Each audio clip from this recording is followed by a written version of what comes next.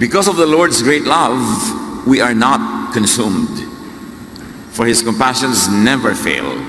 They are new every morning. Itulog muna yan, or sleep on it first. Bukas na ulit, problemahin ang mga problema, isipin ang mga dapat isipin. Salamat Panginoon dahil mayroong tulog na ibinibigay kayo sa amin, may pahinga, at mayroong pananariwa na aming lakas ng aming isip at karunungan. Sa sandaling ito, pakatahimikin niyo po ang aming loob, O Diyos. Payapain niyo po kami, paginawahin ang aming pakiramdam, at turuan niyo kami magtuon ng pansin sa special na message niyo para sa amin, sa bawat isa, nang may baunin kami sa buhay na karunungan na ngayon ay ibibigay niyo sa amin. Lead us, teach us, be the preacher. We seek you, Father, in the name of your Son, Jesus our Lord, our Savior and our friend. Itulog muna yan. Merong isang taong sa tulog natuto ng dapat matutunan. Matthew 1:18. This is how the birth of Jesus of Messiah, the Messiah, came about. His mother Mary was pledged to be married to Joseph, but before they came together, she was found to be pregnant through the Holy Spirit. Alam natin lahat itong Christmas story na to, na si Maria ay nakatakdang ikasal kay Joseph, but before the wedding or the marriage was consummated, before they became physically one in the marriage bed, Mary became pregnant. And it was from the Holy Spirit that she became pregnant with Jesus. So, Joseph got to know about it, and nobody else knew about it. It was a big problem both for Mary and for Joseph. Matthew 1:19. Subalit dahil isang matuwid na tao si Jose na kanyang mapapangasawa at ayaw niyang malagay sa kahihiyan si Maria, binalak niyang hiwalayan, and the English versions use the word divorce. Binalak niyang hiwalayan si Maria ng palihim. So Joseph made a formula decision. Ano yun? Yung dati ng templado, nandun na, iinumin mo na lang, ipapahid mo na lang, gagamitin mo na lang. Ang formula decision ng mga lalaki noon, pagka ang yung papangasawa ay biglang nagdadalang tao na hindi ikaw ang ama, hiwalay, itapon, itakwil, and in this case it was a divorce, because when they were betrothed 1 year before marriage, may betrothal period, you're already considered married for all intents and purposes, except that you do not join together in the bed of marriage until 1 year passes. At bakit may ganon? Kasi gustong tiyakin ng mga angka ng lalaki na ang babaeng napapangasawa ng kanilang kamag-anak na lalaki ay walang dalang anak ng iba sa kanya. Kaya 1 taon after the betrothal, binabantayan yung babae na yon. Halos ay hindi siya bitawan ng tingin. At pag 1 taon ang lumipas na hindi naman pala siya buntis, tuloy ang consummation of the marriage. And it was during that very crucial betrothal period, observation period, na biglang nagdadalang tao pala si Maria. So, Joseph makes a formula decision. Hindi na itutuloy ang kasalan, i-divorce na kita. Kasi para na rin silang kasal. It was preset by tradition, by popular mentality. And many people think in a way that is set by tradition, by popular mentality. Hindi na sila nag-iisip, automatic na formula na ang iisipin nila. Ibinigay na ng kaugalian, ng tradisyon, ng president, ibinigay na ng mga nakaraang naging pasya ng mga naunang taong kinailangan gumawa ng ganong pasya. So, formula yun. At ang formula, divorce. Walang kasalan na matutuloy. Matthew 1:20. Ngunit, habang pinag-iisipan ito ni Jose, nagpakita sa kanya sa panaginip ang isang anghel ng Panginoon. Sinabi nito sa kanya, Jose, huwag kang matakot na pakasalan si Maria, sapagkat ang sanggol na dinadala niya ay mula sa Espiritu Santo. Well, what can we say about the previous action of Joseph? He acted normally and rashly. Nagmamadali, pero normal by the standards of the time. Now, God tells him to backtrack. Bawiin mo ang sinabi mo na wala ng kasalan, umatras ka, mag-U-turn ka, dahil galing sa Diyos ang sanggol na nasa kanyang sinapupunan. While awake, Joseph managed his own mind like we do. But while asleep, Joseph's mind had space and time for and his mind yielded to God. Yan ang advantage ng tulog. Wala kang complete control of your faculties, of your mind, of your thoughts. Doon nagkakaroon ng space ang Diyos. Kaya mahalaga ang tulog. Pag sobra kang laging kulang, maging sa tulog, wala na rin space ang Diyos na pumasok sa isip mo. Kung habang gising ka, ay wala naman siya at yung utak mo lang ang umaandar, formula decisions, formula thoughts, usual values ang umaandar, walang space ang divine intervention. But while asleep, rested, peaceful, not in control of his mind, Joseph receives instruction and guidance from the Lord through an angel. May mga magagandang nagaganap pag ang tao ay bumibitaw sa pagkontrol sa sarili niya ang utak. Although pwedeng si Satanas naman ang makialam, kaya double-edged yan. Kaya mahalagang suriin anong nangyari sa panaginip nitong si Jose. Kaya kung meron tayong mahalagang isipin, itulog muna yan. Huwag agad-agad formula decision. Huwag agad-agad gagawa ng hakbang na formula na, gano'n na ang ginawa ng lahat na nauna, automatic na. Kasi maraming bagay na hindi dapat automatic ang desisyon. Dapat pag-isipang mabuti at iba ang hakbang na tatahakin mo kaysa sa mga nauna na.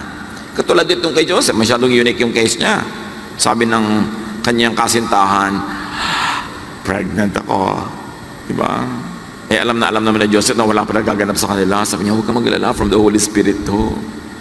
Siyempre sabi ni Joseph, Holy Spirit mo, lelang mo. Kayo mga yun naniniwala. Kakaiba, unique. Kaya kailangan din ng kakaibang pag-iisip. At sa buhay natin, maraming kakaibang nangyayari. Pero kung hindi mo makilalang kakaiba yon at karaniwan na approach at sagot at action lang ang gagawin mo, mawawala yung kanyang pagiging special. Magiging very ordinary. Matthew 1:22 to 24. Nangyari nga ang lahat ng ito upang matupad ang sinabi ng Panginoon sa pamamagitan ng propeta. Maglilihi ang isang birhen at magsisilang ng isang sanggol na lalaki. So, mapanaginipan man ni Joseph na sinabing, totoo sa Holy Spirit ang dinadala ni Mary, meron siyang pwedeng basihan na alam niya kahit gising siya. Yung sinabi ng propeta na alam naman ng lahat ng mga Israelita. So pag sa panaginip mo ay nakakita ka ng isang guidance na masyadong kakaiba, tapos wala naman siyang reference, wala naman siyang suporta sa alam mo paggising ka sa common knowledge, eh magduda ka rin doon. Ito, kakaiba yung ibinigay sa kanyang payo, kakaiba ang desisyon gagawin niya, pero hindi naman totally different and new, kasi meron ng matandang verse na pwedeng pagbasihan na, ay oo nga pala, mangyayari ito. At hindi ko lang inaasahan na kay Maria at sa buhay ko mangyayari, pero may dati nang sinabing mangyayari ito. So pagka meron tayong napanaginipan na sobrang weird at wala namang reference sa tunay na buhay, walang reference sa biology, sa history, sa sociology, eh magduda ka rin kung reliable nga ba yung panaginip mo or not. Hindi naman lahat ng panaginip galing sa Diyos. Pero ito, may reference sa pwedeng pagbatayan na maniniwala ako sa sinabi ng panaginip ko kasi may verse naman na paggising ako alam ko na nandun yun. Meron talagang babaeng maglilihi at magsisilang ng isang sanggol galing sa Diyos. Nang magising si Jose, sinunod niya ang utos ng anghel ng Panginoon at pinakasalan niya si Maria.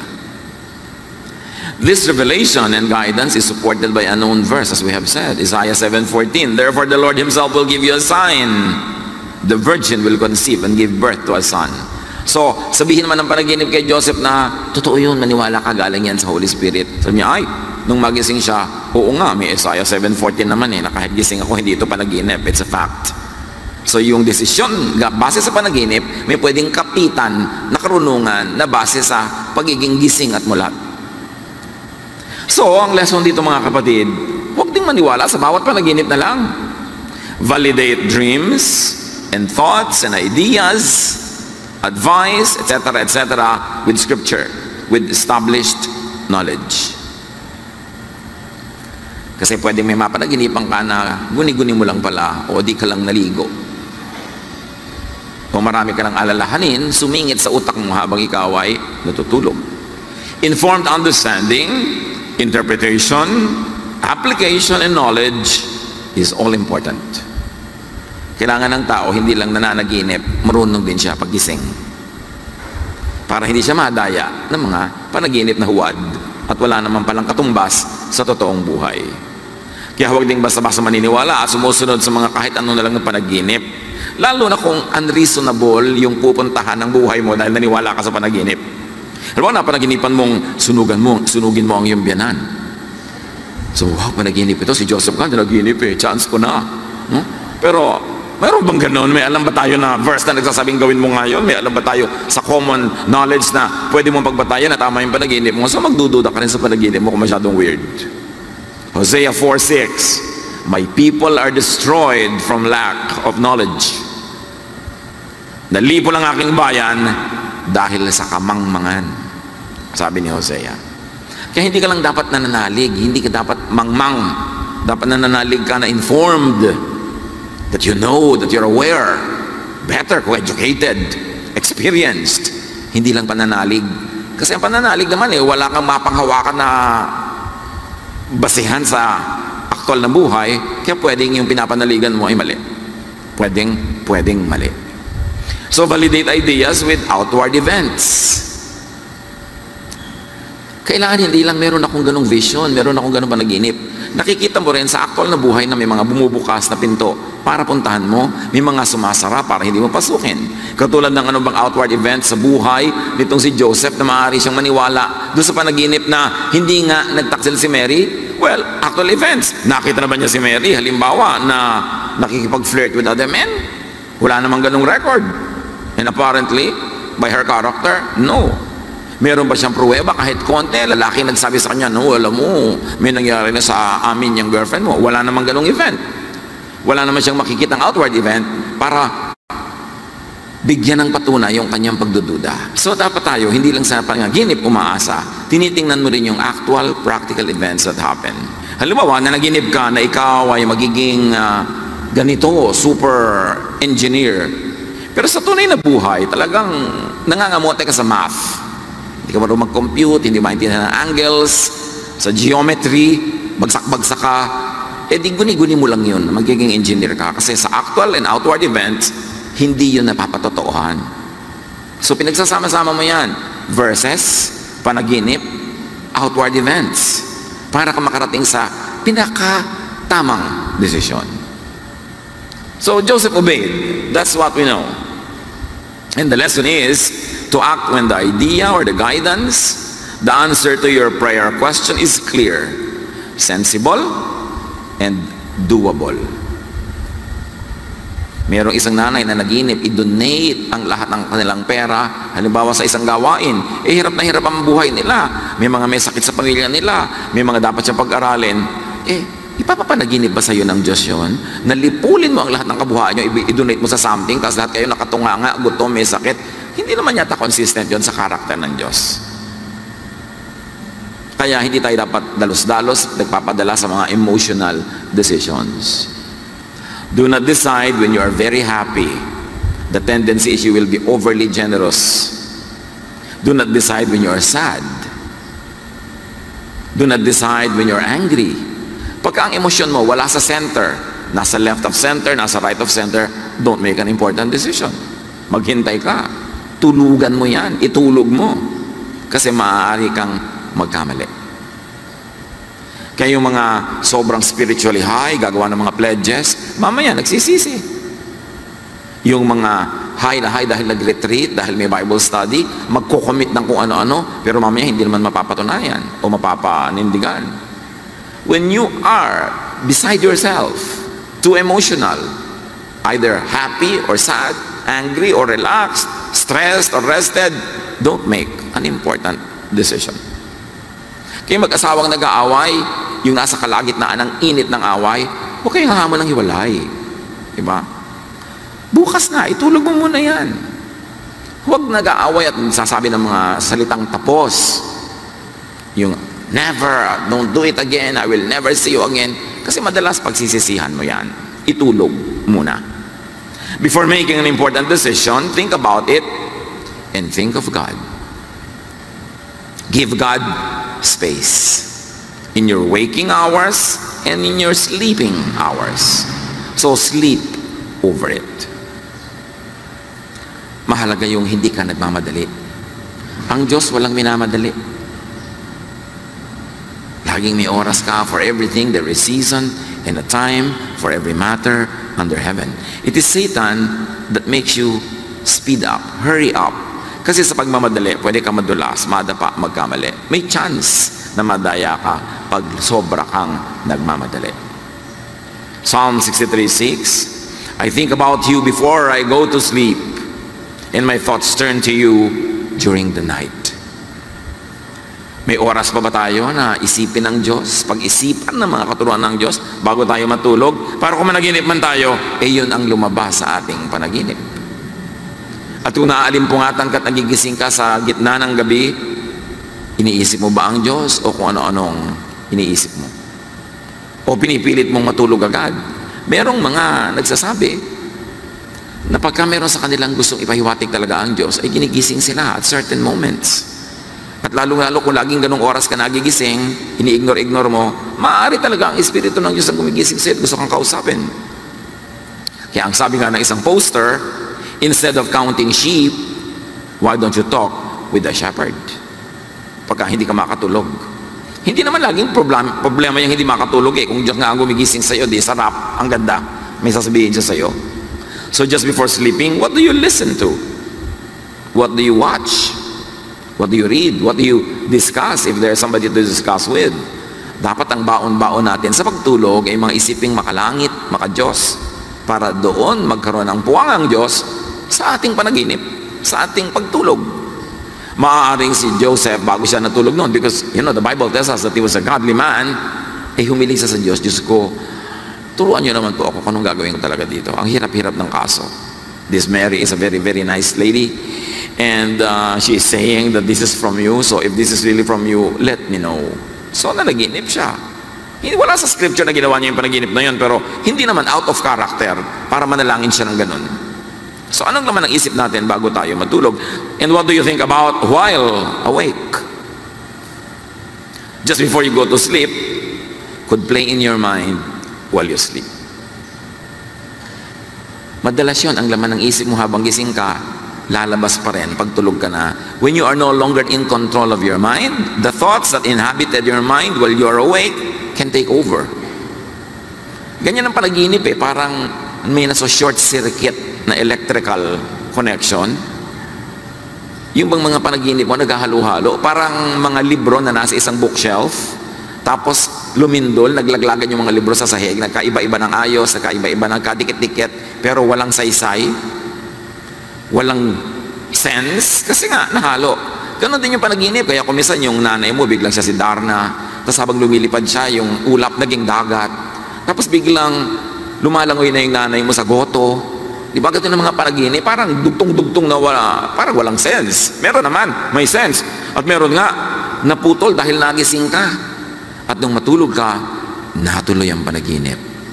Sino sa inyo ang nakaranas na natuloy ang panaginip nung matulog ulit? Taas nga kamay. Wow, mga malikhain talaga ang choir. Di ba? Talagang nakatulog na, may continuation pa. Ako man, nangyayari sa akin yan, no? Pero yung pala, ang panaginip mo, eto na yung pinagkakautangan mo, maniningil, nagising ka. Di ba? Ang panaginip mo, huwag nang matuloy. Ang gusto mo, huwag nang tumuloy yung panaginip mo. Dahil kung minsan, hindi naman lagi ka nais-nais yung pupuntahan. Pero yes, mahiwaga ang panaginip. Pero I'm telling you, hindi lahat. Kaya huwag kayong masyado maging mapamahiin. Naku, panaginipin nyo na, yun na ang guidance. Kasi pwedeng guni-guni, pwedeng na short circuit lang yung brain mo, o walang dahilan, walang saysay, nangyari lang talaga, pero merong may kahulugan. That's why we need guidance from the Lord to know. Kaya dapat siya ang iniisip mo sa pagising ka, siya ang iniisip mo pag matutulog ka na. And even psychologists they attest that the mind can play tricks. That is why thinking has to be disciplined. Thoughts direct actions. Actions, when repeated, create habits. And habits make your character. So your thought becomes you. Kung paano ka mag-isip, ikaw ang magiging ganong uri ng tao. So everything begins with thought. Yan ang foundation ng lahat. Paano ka mag-isip? Minsan, madalas kayong mag-away ng isang tao kasi magkaiba kayong mag-isip. Hindi ibig sabihin tama ka at mali siya, o mali ka at tama siya, magkaiba lang kayong mag-isip. Kaya pagka meron kang laging nakatalo, tapos hindi mo pwedeng tanggalin sa buhay mo dahil asawa mo, nagulang mo, anak mo, kapatid mo, isipin mo na lang, iba kasi siya mag-isip. Kaya iba ang ginagawa niya, iba ang karakter niya. Iba-iba ang pag-iisip. Pero kung gusto nating lumago, lumalim, lumawak, patuloy nating ibahid ng paraan nating pag-iisip. Huwag tayong makontento na mag-isip ngayon tulad ng pag-iisip natin last week, last month, last year. Kailangan may naiiba, umaasenso. Because room for improvement is the biggest room in the world. Romans 12:2. Do not conform to the pattern of this world, but be transformed by the renewing of your mind. Then you will be able to test and approve what God's will is. His good, pleasing, and perfect will. So ang lahat ay pagbabago ng isip. Kaya sinasabi mo, ayoko makinig, ang utak ko'y serrado, dekandado, walang mangyayari sa buhay mo. Kasi dapat lagi nag-grow yung utak. And only a fool does not change his mind when confronted with higher knowledge. Kailangan willing tayo to change our mind. Kaya pag kami sinasabi ka, pinipilit mo, nag-aaway kayo ng dalawang tao, biglang na-realize mong tama siya, biglang sabi mo, stop, you're right. Thank you for enlightening me. Huwag yung maninigas ka at ipagmamatigasan mo, ipilit mo yung sarili mo kahit alam mo nang mali. Nakakahanga yung tao, oy, I was wrong. Wow. Now you know you are wrong. Therefore, now you know what is right. Tumalino ka na. Congratulations. Yung nagsasabing I was wrong, past tense yung was. It means I am now right. Congratulations yun. Magandang graduation yun from wrong to right. Hindi nakakahiya, hindi maling admit that you were wrong because it means that now you're enlightened and you know better. Now, to discern God's will, do not think like all others. Do not think as usual. Think out of the pattern. Huwag na tayo mag-isip sa formula. Huwag natin isipin yung anong ginawa nila before, anong inisip na gano'n. Mag-isip ka ng iba, lalo't kakaiba ang sitwasyon. What you think about while awake could also emerge as random and meaningless dreams. So hindi lahat ng dreams sineseryoso at pinapatulan. Dreams could be shaped, affected by your fears or hopes or wishes that become illusions. So beware of your passions because your passions can come out as dreams. And you might think it is from God, samantalang meron namang passions na misguided. You will notice that intensely religious people dream a lot. Not necessarily because God speaks to them. They are just intensely involved in their thoughts. Yung mga sobrang deboto, sobrang religyoso, sobrang saradong-sarado ang iniisip, focus na focus, tuon at tuon, madalas yan managinip. Hindi nyo kailangan laging paniwalaan ang panaginip ng mga religyoso. Very often, it is because their waking moments are filled with obsessive thoughts. They always see visions. They always hear voices. You don't need to always believe. Lalo yung mga deboto sa kanilang pananalig, devoid of objectivity, devoid of intelligent thinking, preset na ang kanilang mga decisions at mga beliefs, you don't always need to believe at once. Some intensely religious persons could actually be psychiatric cases. Many intensely religious people see psychiatrists. It's a fact. Kasi nga, masyadong imbalance ang paraan ng pag-iisip nila. Sold na sold sila. Kaya kung may mga reliyosong tao na walang iniisip kung the end of the world, nakikita niya nga sa mami na kinakain niya ang mga ulap na nakakawi at dumadaan si Jesus. Mami yan ano naging ulap? Kasi lagi yan naman ang utak mo. Yung mga sobrang lagi nag-iisip tungkol kay Satanas, pati ang mga nakabudbud na mga latik sa ibabaw ng bibingka, mukha ni Satanas ang nakikita nila. Pag may mga taong laging nakikita ang Diyos, laging nakikita si Satanas, laging nakikita ang impyerno o langit, medyo magduda kayo. So mo sister, nainom mo ba ang gamot mo kanina? May imbalance ka na naman, nakakakita ka na naman ng diablo sa kisame. Kaya lagi ang bunga na sa kanila, fear. Kung galing ba yan sa Diyos, fear? Sabi lagi ni Jesus, fear not. Diba? So yung takot, nananakot din. Napakaraming ganon. Kaya anong sabi ni Nora Honor? 1, 2, 3. Kita nyo, alam nyo yan. Walang himala! Kasi nakita niya ang katotohanan yung mga ignorante sa probinsya nila, lungkot na lungkot siya sa pelikula. Lugi kayo kung hindi nyo napanood, ha? Dahil marami siyang guilt, may mga nangyari sa buhay niyang lihim. Sabi bigla ng kanyang cheerleader, iniluluha niya ang kasalanan ng daigdig. Luhura ng mga tao. Alam niyo, napakaling daling linlangin ng mga mananampalataya. Kaya dapat nag-iisip ka, hindi ka lang bilib ng bilib. Katulad ni Joseph, hindi lang naniwala sa panaginip. May verse naman sinabing mangyayari ngayon, may pwedeng hawakan yung kanyang paniniwala. So beware of religious obsession. Lalo ko ang laging napapanaginipan ni sister, ibibigay mo sa kanya ang yung 30th month pay. Kasi mo, sister, you are a false prophet. Nakabudget na ang 13th month pay ko. At saka kung ibibigay ko yan dahil sabi ng Diyos, dapat sa akin sinabi, hindi sa iyo. 13th month pay ko to, sa iyo sinabi ng Diyos na ibibigay ko, guni-guni mo yan. Dapat ako ang kausapin ng Diyos tungkol dyan. Beware of religious imbalance and extremism. Beware of the misuse of dreams and visions. Ang daming fake. Ecclesiastes 7:18, whoever fears God will avoid all extremes. Dapat walang extreme. Kahit extreme na pagbibigay, yung namamatay na yung mga anak mo sa gutom, ibibigay mo pa sa charity, extreme na yan. Wala na yung sense. Dapat may balance ka. Your reason should prevail.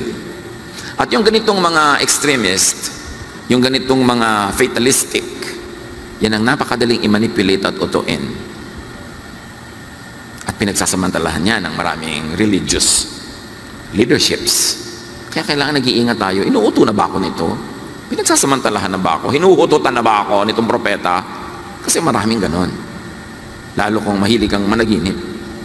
Now, how to make a very important decision? Unless with life or death urgency, sleep on it first. Mag-i-invest ka. Lifelong savings. Sleep on it first. Huwag kang magpadala sa masasanang mga matatamis sa pananalita ng pinsan mo o hipag mo o kapitbahay mo. Tapos mag-i-invest ka na. Sleep on it first. Huwag kayong magpadala sa mga nagbubudol-budol. Diba? Marami nagkiklaim, nabudol-budol ako. Bakit ko nga ba na nag-withdraw ako sa bangko, binigay ko yung pera ko? Sabi nila, pag kami nakikipag-usap sa'yo, lalo hindi mo kilala, yung stranger, laging ang sagot mo, no. Para hindi ka mabudol-budol. Kasi pag nag-yes ka, sasakay na yung thought mo sa thought niya, maaakay na niya. Halimbawa, babae ka ba? Oo. Nakikita-kita ba babae ka? Di ba? Hindi umuo ka. Nagugutom ka ba? Oo. Ang apo mo nasa abroad? Oo. Diba? Meron ka bang savings? Oo.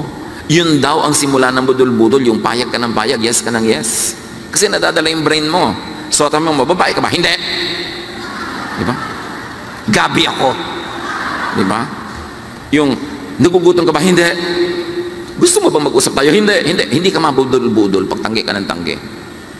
Sa outsider, yung hindi mo kilala. Baka naman sabi ng nanay mo, anak, magsaing ka na. Hindi. Nanay, binubudol-budol niyo ako. Kailangan, pinipili mo rin yung hihindihan. Importante yun, yung hindi ka yes ng yes. What's important when you have to make a decision? Let some time pass. Yun lang thoughts mo pag 2 a.m., iba na pag 6 a.m. na eh. Yung nga matatakotin pag nagising ng 2 a.m. natatakot, pero pag 6 a.m. na may liwanag na sa labas, hindi na natatakot. Naiiba yung isip. Iba-ibang oras. So huwag ka magdedesisyon pag gutom, pag sobrang saya, nalulungkot. Let time pass. And listen for God's voice, though there are many voices. Dapat nadidinig mo, sabi ni Jesus, my sheep hear my voice. Kahit maraming voices of other shepherds, my sheep hear my voice. So be sensitive and discerning. God says, take your time. Satan says, hurry. Kasi sa pagmamadali, pwede kang magkamali. Open up to divine guidance that could come when you are not trying to control everything. When you are not playing God. And that happens when you are not in control of your faculties, when you are asleep. Rest and sleep. Eat and drink when stressed and troubled. Pag stressed ka, iba ang body chemistry. Ibang klaseng decisions ang gagawin ng iyong brain. Pag hungry, pag puyat, pag uhaw. So rest, drink, sleep. Tulad ng ipinagawa niyang anghel kay Elijah. Elijah was so stressed, so tired, so hungry, so thirsty, he wanted to die.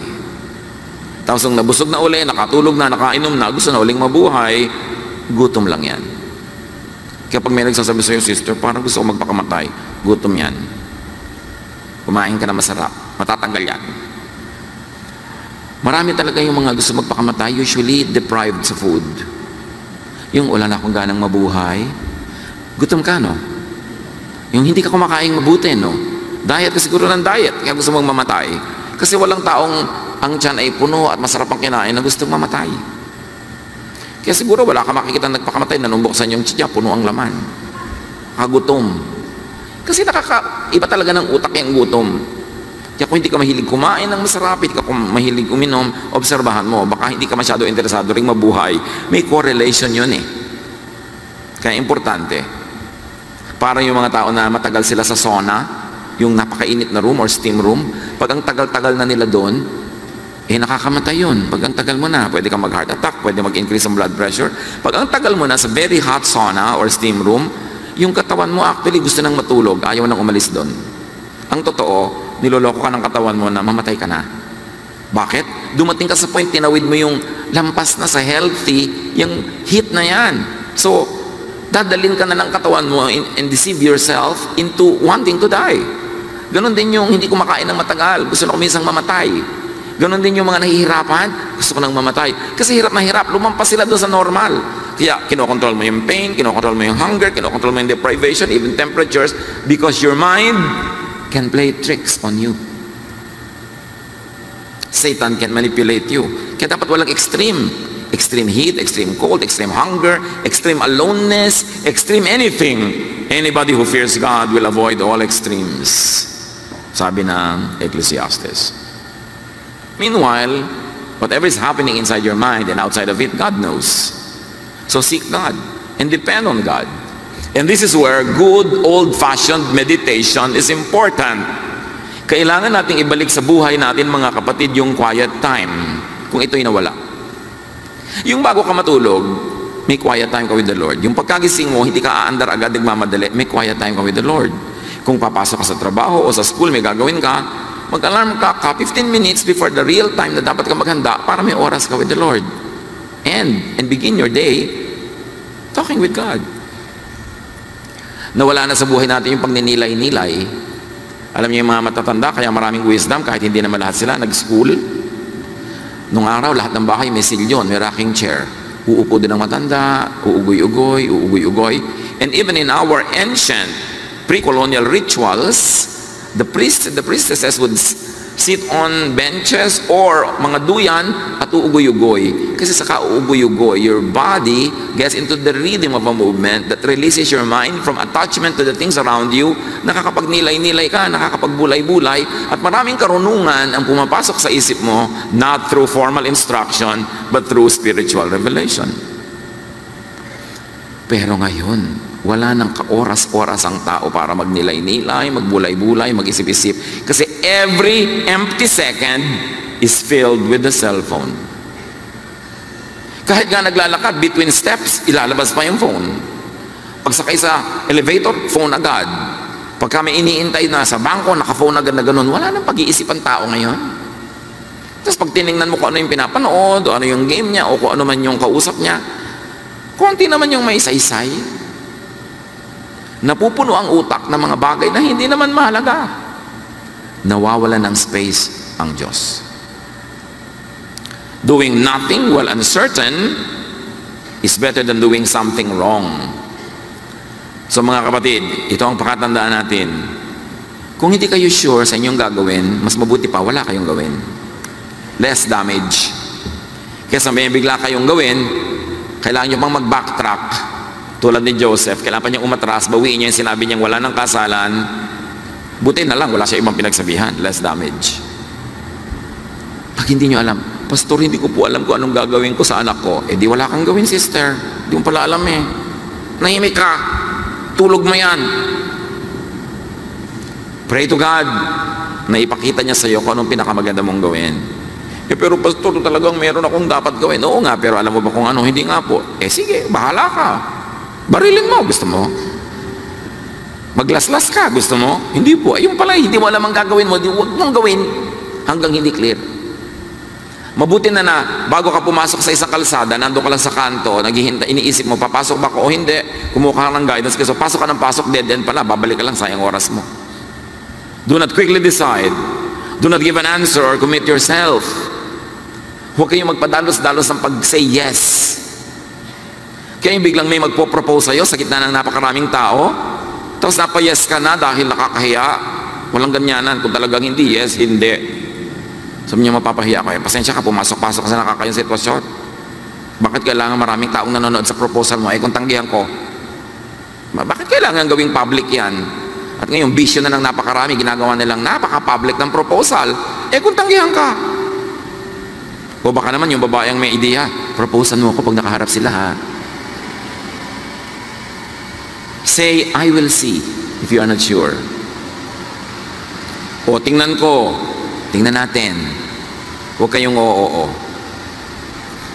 Ate, pwede mong ipautang sa akin yung darating na sweldo ng asawa mong marino. Sabi mo, I will see. I will see kung saan bangko ko i-deposit. Hindi para sa'yo.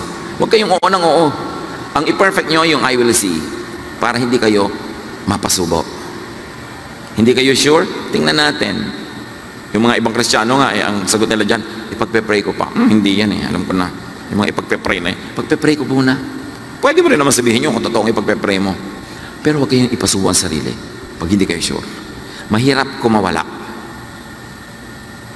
So, pray about it. Really, seriously pray about it. But very importantly, sleep on it. Itulog muna yan. And enjoy your sleep. At meron akong gustong ibigay na card sa bawat isa sa inyo. Madaling i-frame, i-kwadro nyo, ilagay nyo sa inyong bedside table or where you will see it before you sleep. It's from Psalm 48. In peace I will lie down and sleep. For you alone, Lord, make me dwell in safety. Card na yan, ready dyan sa labas. Paglabas nyo, claim it. Talaga, may palakpak agad yung by the way, 50 pesos ang isa. No, libre yan. Gusto ko nakikita nyo lagi bago matulog that the Lord is there with you. Huwag kayong natatakot na matutulog kayo na parang wala kayong control because the Lord is in control and the Lord loves you. Ano man ang pinoproblema nyo, itulog nyo muna yan. Ano man ang pasya, itulog nyo. Unless it is life-threatening, urgent, and a decision must be made, God gives you time. Lord, teach us na huwag kami maging padalos-dalos sa buhay. Mag-isip, magbulay-bulay, manalangin, at pag hindi pa rin malinaw, mag-research, magtanong, humingi ng payo sa mga magtitinong tao, at matulog, magpahinga, para may puwang kayo na makipag-usap sa amin. Pagbulay-bulayan mga kapatid, ang kahulugan ng mga ito, at i-apply sa buhay para guminhawa, sumaya, at maglinaw, kaliwanag ang ating daan. Lord, finish this message for your people. Make it personal. Give this message in individual ways to each one of us. Be with the Lord in silent reflection.